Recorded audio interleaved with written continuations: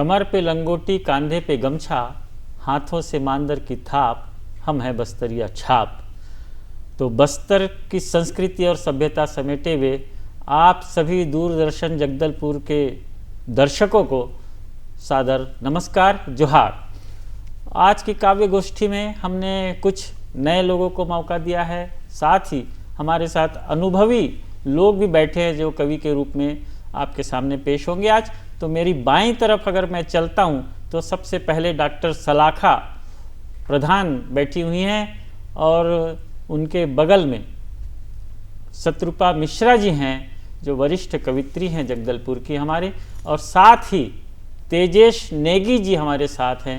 ये भी बहुत अनुभवी कवि हैं और हम सबको खुशी है कि आज आप लोग एक पुराने और नए कविताओं का मिश्रण देखेंगे, कवियों का मिश्रण देखेंगे। तो कविताओं की अगर मैं बात करता हूँ कि कविता क्या हो सकती है, तो वह मीठी मीठी और नमकीन हो सकती है, श्वेत श्याम और रंगीन हो सकती है, वह करुणामय और श्रृंगार से ओत प्रोत हो सकती है। कविता वीर रस और हास्य की धारा प्रवाहित कर सकती है और वह आँखों से आंखें चार कर सकती है, और कविता आपके दिल के आर पार भी हो सकती है। तो इस परिचय के बाद मैं सबसे पहले आपको एक बिल्कुल नवोदित कवित्री से परिचय कराना चाह रहा हूँ, आपको पेश कर रहा हूँ। वो अपनी कविताओं में खासकर आत्म केंद्रित कविता उसकी रहती है सबसे ज़्यादा, और वो बहुत सोचती हैं, ये सोचती है, वो सोचती है, वो क्या क्या सोचती हैं, तो हम क्यों ज़्यादा सोचें, उन्हीं को सोचने दें। और चलिए आइए डॉक्टर सलाखा प्रधान का हम स्वागत करें पहली कवित्री के रूप में। मेरे पहले कविता का शीर्षक कवियों के नाम एक कविता। आज कुछ लाइन कवियों के नाम। बढ़िया। कुछ नाम चिन्ह, कुछ गुमनाम। मैं क्या सोचती हूँ जब मैं कुछ लिखती हूँ जी। क्या सोच कर कुछ लिखती हूँ। हाँ। जब पहली बार कुछ लिखा था उस दिन मैंने एक नया हुनर सीखा था। बढ़िया बढ़िया। उस दिन कुछ सोचा नहीं था। हाँ। ना आज कुछ सोचती हूँ, बस जिंदगी की तरह मैं हर रोज कुछ ना कुछ लिखती हूँ। बस जिंदगी की तरह मैं बिना सोचे यूं ही चलती हूँ। मेरी सोच कब मुझे पहचान दे देती। हाँ। कब मेरी एक कविता मुझे एक नया आयाम दे देती। हर कविता के शब्द में कवि का रूह छुपा होता, मानो हर शब्द कुछ कहता। रूप रंग विपरीत दिशाओं में एक सवाल छुपा होता। आज समझ आता क्यों कहा जाता, जहाँ ना पहुँचे रवि वहाँ पहुँचे कवि। बढ़िया। कवियों की तो बात निराली, शब्दों के बुने जाल कविता लिख डाली। शब्दों के बुने जाल कविता लिख डाली। बहुत अच्छी कविता आपने सुनाई, और ये अच्छी कविता थी। तो मैं चाहता हूँ कि एक और कविता आप पढ़िए, बहुत बढ़िया तरीके से, आराम से पढ़िए, मस्त। इस कविता का नाम है रूह परलोक की। रूह परलोक की। रूह परलोक की। एक रूह एक दुनिया से दूसरे दुनिया तक पहुंची जी। उस दुनिया तक पहुंचकर उसने बहुत सोचा। रिश्ते नाते कस्में वादे दिन रात जीना मरना सब कुछ भूल गई वह। न जाने किस कश्मकश में जी रही, जिंदगी के कड़वे घूंट पी रही। अंधेरे बंद कमरे के एक छोटे से सुराग से देख रही। घर में क्या हो रहा सब कुछ जानकर कुछ ना कह रही। जाने अनजाने वह सब कुछ सहती थी। हाँ। जाने अनजाने वह सब कुछ सहती थी। हाँ। किसी से कुछ नहीं कहती थी, बहुत बढ़िया। चुप रहती थी। अचानक एक सोच ने उसको दस्तक दी। वाह, गलती इस दुनिया में शरीर करता, बहुत बढ़िया। फिर जाने क्यों भुगतना मुझको पड़ता। बढ़िया। ऐसे ही कुछ सवालों से घिरे रहती, ऐसे ही कुछ ना कुछ सोचा करती।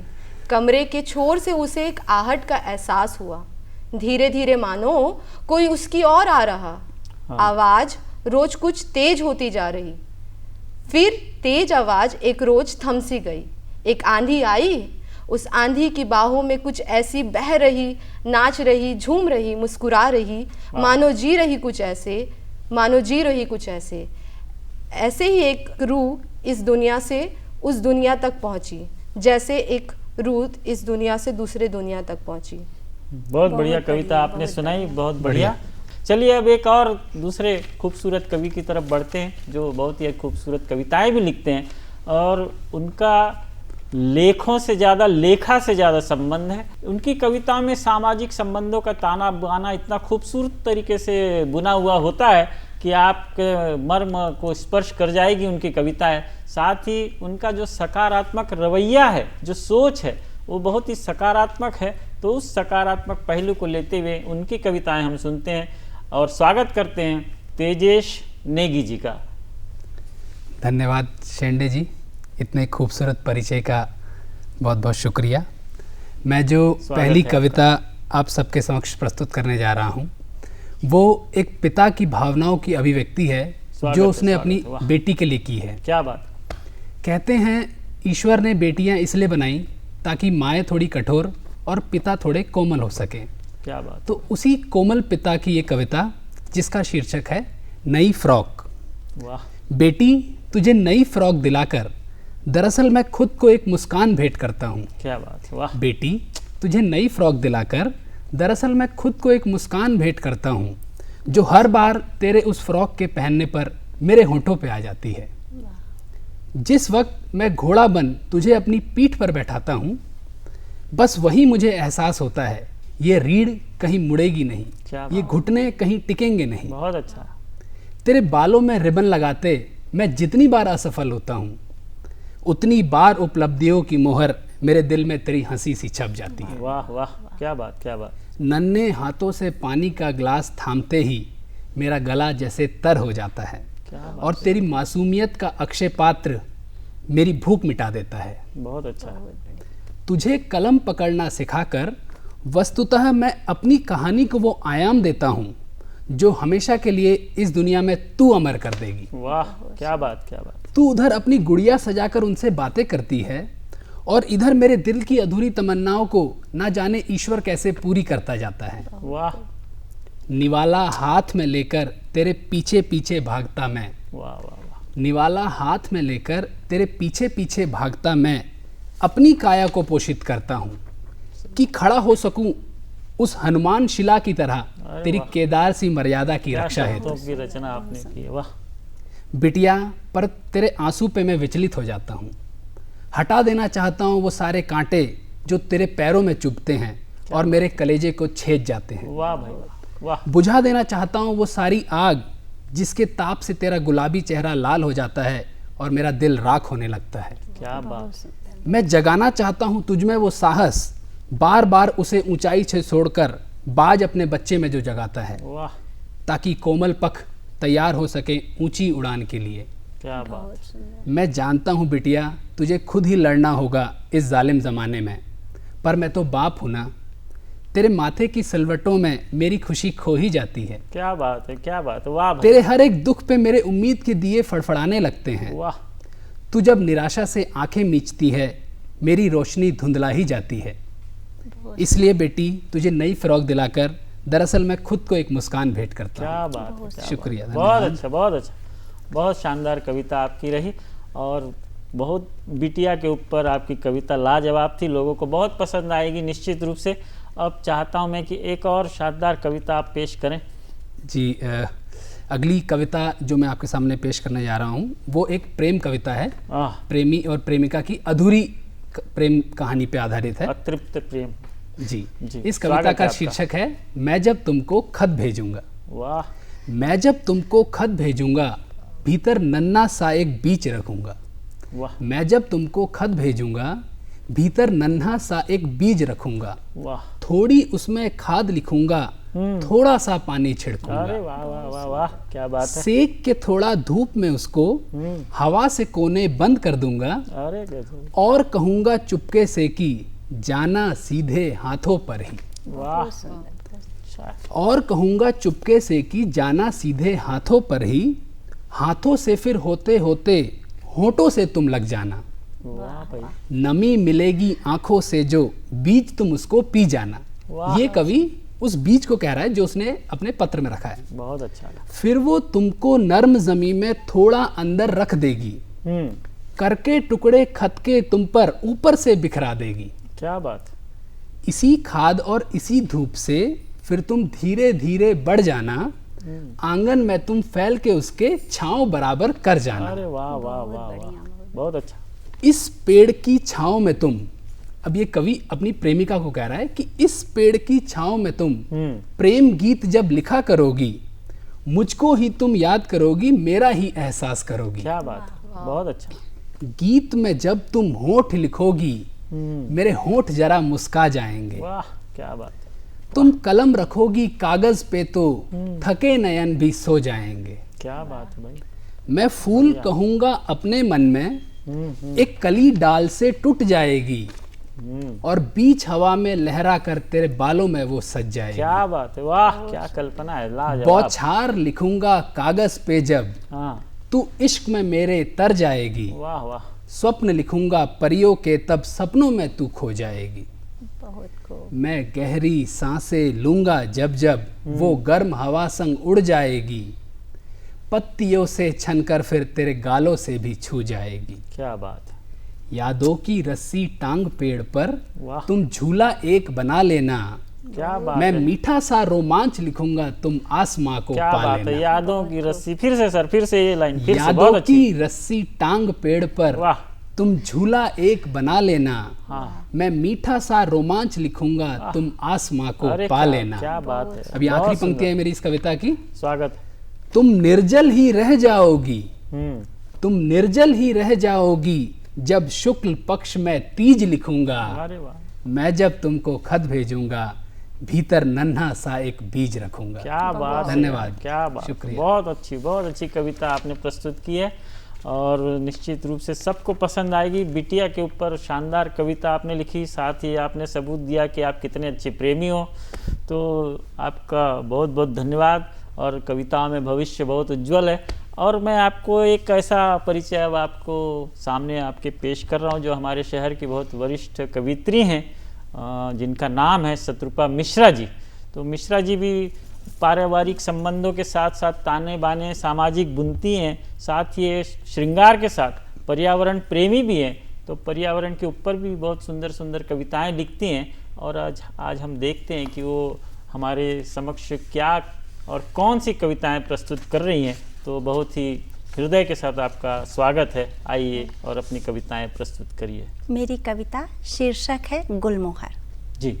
ए गुलमोहर, ए गुलमोहर, तुझसे ही सीखा है मैंने, तपती धूप में मुस्कुराना, खिलखिलाना, क्या हल्के झोंकों के साथ कह कहे लगाना। बहुत बढ़िया।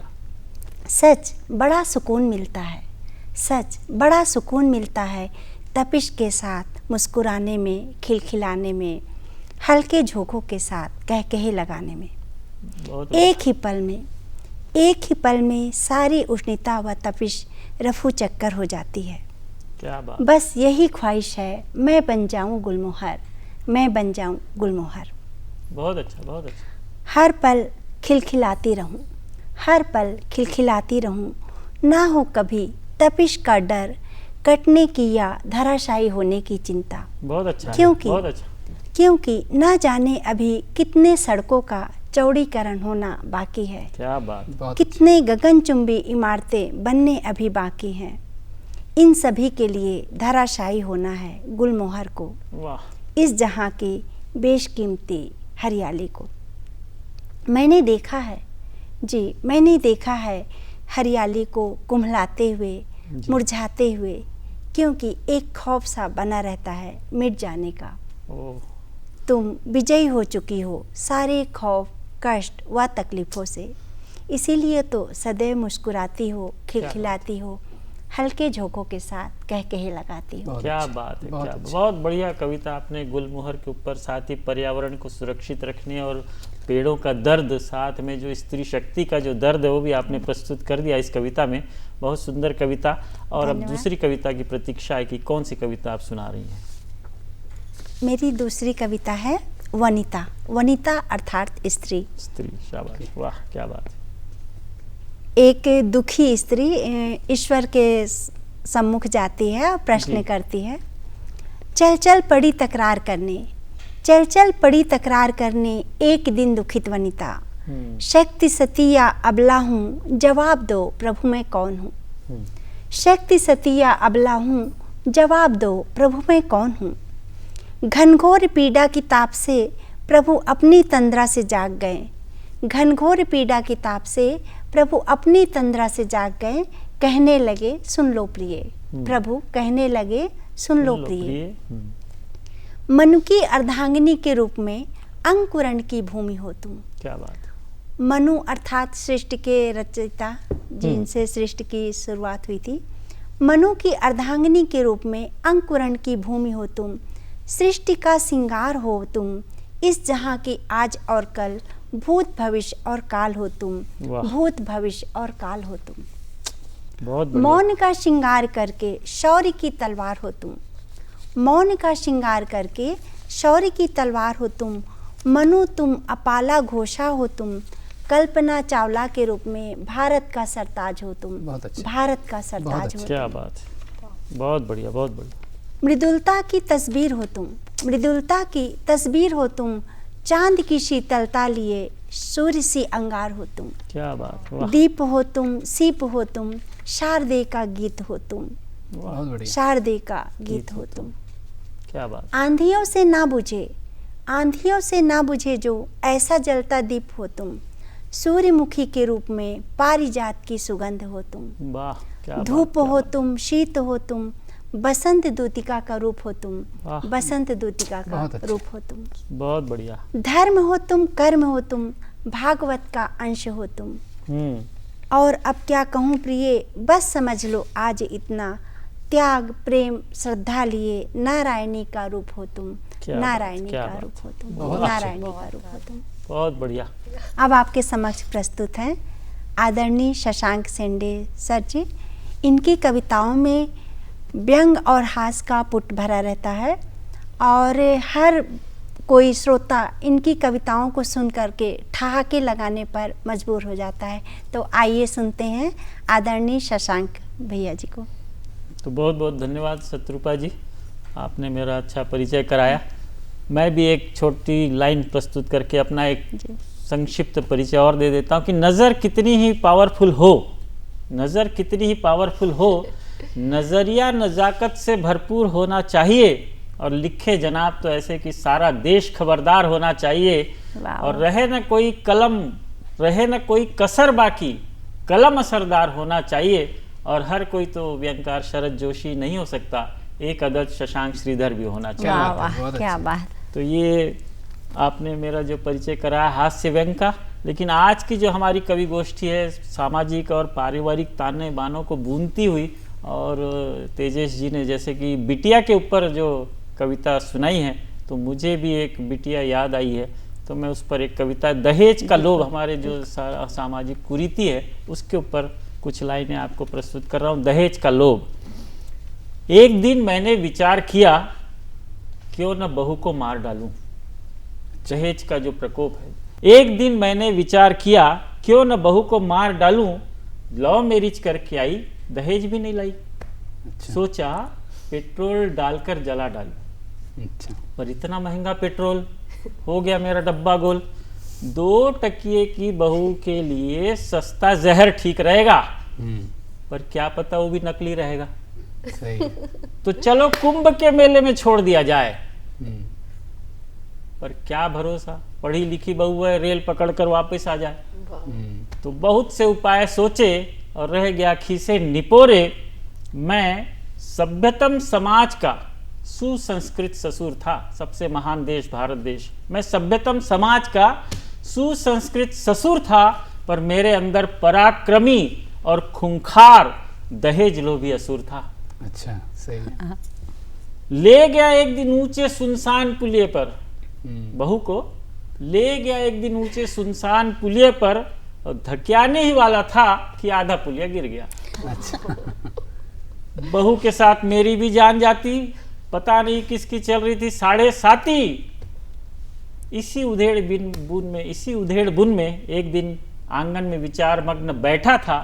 उतने में मेरी 15 बरस की बिटिया दौड़ी दौड़ी आई, गुस्से से तमतमाई, देखो न पापा, देखो न पापा, अखबार में एक क्या छपा है, वह दहेज लोभियों ने बहू का गला घोटा है। कैसे तुच्छ लोग हैं, समाज का एक ऐसा कुष्ठ रोग है, इनको तो चौराहे पे खड़ा करके गोलियों से भून देना चाहिए, बुलडोजर से रौंद देना चाहिए। है न पापा, है न पापा। मैं सिर झुकाए मौन बैठा था और ऐसा लगा जैसे अपनी बेटी का गला घोटा था, अपनी ही बेटी का गला घोटा था। बहुत बढ़िया, बहुत बढ़िया। तो आपने जो बेटी की बात की तो मुझे भी याद आ गई। चलिए, हास्य की बात आपने उठाई दी है तो मैं एक हास्य कविता आप सबके समक्ष प्रस्तुत करता हूँ और कोशिश करता हूँ कि लोगों को मजा आए। तो एक अजब सी पुलिसी घटना घटी जब नया नया इंस्पेक्टर बन गया कवि। उसने एक कांस्टेबल को बुलाया, अपनी कविता सुनाया। कांस्टेबल ने 3 बार वाह वाह किया, चौथी बार आह भरी और ढेर हो गया। अच्छा। उसने दूसरे कांस्टेबल को बुलाया, अधूरी कविता पूरा सुनाया। वो भी बाउंसर नहीं झेल पाया, चारों खाने चित हो गया। इंस्पेक्टर ने तीसरे कांस्टेबल को बुलाया, तीसरा बोला, साहब भले कल से घूस लेना छोड़ दूंगा पर आपकी कविता नहीं सुनूंगा। इस प्रकार पूरे डिपार्टमेंट में मच गया हड़कंप, मानो आया हो कोई भूकंप। बात हेडक्वार्टर तक पहुंची। अच्छा। वहां से फरमान आया, स्टाफ को कविता न सुना भाया, अरे अपने हुनर का सदुपयोग कर, किसी अपराधी को धर। सही बात। बहुत अच्छा। अब इंस्पेक्टर महाशय चोर उचक्कों को कविता सुनाने लगे और वो भी अपराध करने से घबराने लगे। बहुत बढ़िया। एक बोला, छोटी सी चोरी और इतनी बड़ी सजा, बहुत नाइंसाफी है, बहुत नाइंसाफी है। दूसरा बोला, ये कवि है या कौआ, इसकी कविता सुन उतर जाता है मेरा पौआ। बहुत अच्छे। तीसरा बोला, मैं भूखे पेट सो जाऊंगा पर उसके थाने नहीं जाऊंगा, भूखे पेट सो जाऊंगा पर उसके थाने नहीं जाऊंगा, इससे तो पहले वाला ही अच्छा था, डंडा ही तो मारता था, कविता तो नहीं सुनाता था। बहुत अच्छे।